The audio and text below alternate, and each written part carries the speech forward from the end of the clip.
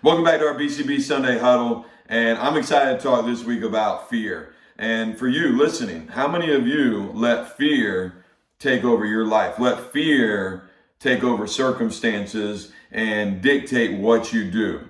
Well, if you're anything like me or like I used to be, the answer is yes. It happens a lot. And I get a lot of phone calls this time of year and text messages, have phone conversations with a lot of our BCB players, specifically our high school players. And I was having a conversation earlier this week with a player who's struggling with going for it. They're a senior and they feel like they're not playing up to their potential. And so we were talking and I was saying, well, why? Why is it? I was trying to get to the root of why that is. And it really comes down to this fear of failure, the fear of missing a shot, the fear of something not going the way that they want it to go, and it's holding them back on court. Well, the reality is that fear will always be there.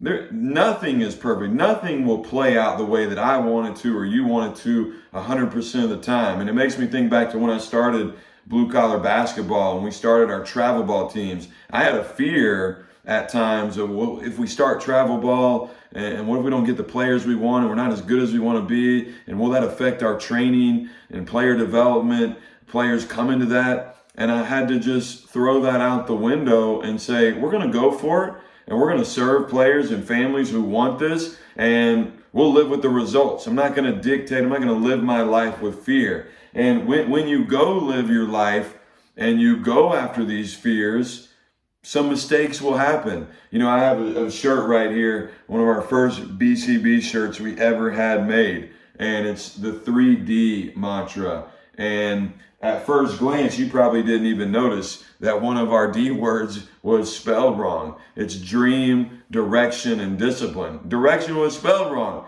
I didn't even know it was spelled wrong for the first several months of wearing the shirt. And then one day Sarah says, hey, hold on, let me see the back of that again.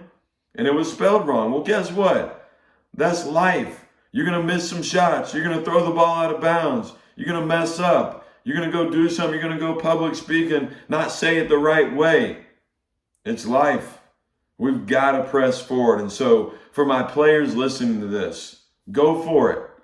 Stop living in neutral. Stop living in second and third gear. Put that thing in fourth and fifth and go for it. Stop worrying about what other people think. Stop trying to be cool and fit in with everybody else. That doesn't get you anywhere. Just go for it. Stop living in fear. Start attacking your fear.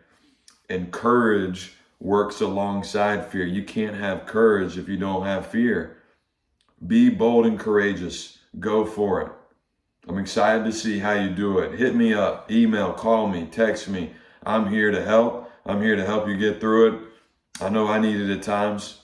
Have a great rest of your week.